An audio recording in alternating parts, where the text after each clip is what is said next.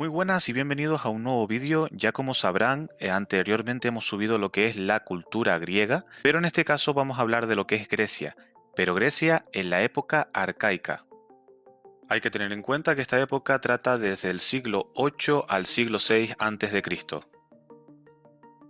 Se producen importantes innovaciones y son las siguientes. Por un lado, la escritura, la moneda, las ciudades-estado, los legisladores, los ejércitos hoplíticos, que son ejércitos que se basaban en la defensa cerrada, y la caballería. Y ahora, como no, toca hablar de la polis.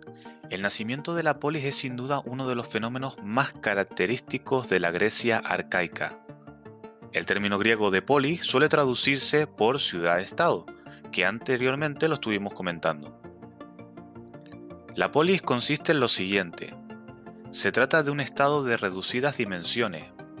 Están en torno a una ciudad. Tienen una comunidad política, autónoma y soberana. Hablamos que se trata de un estado de reducidas dimensiones y en torno a una ciudad, pero ¿qué significa esto a nivel territorial?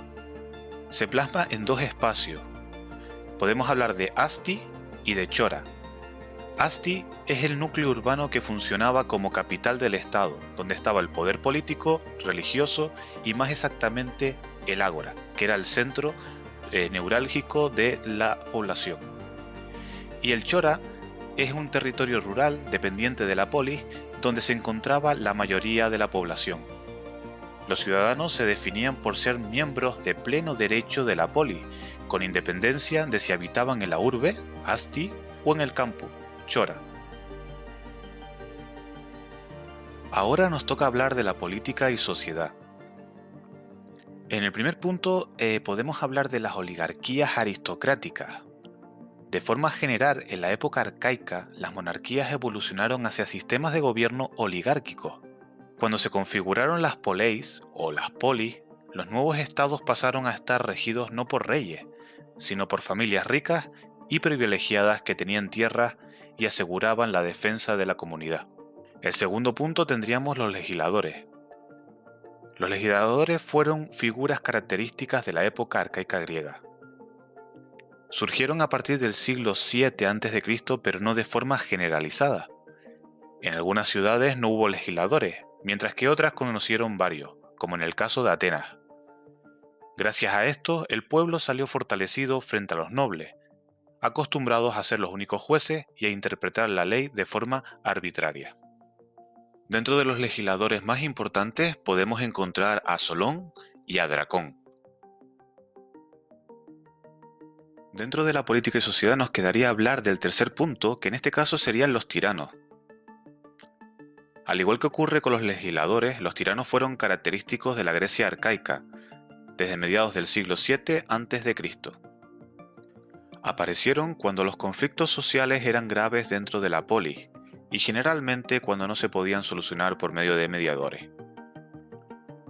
Los griegos llamaron tiranía al poder absoluto ejercido en la polis por un individuo que había llegado al poder por la fuerza y que gobernaba al margen de la constitución.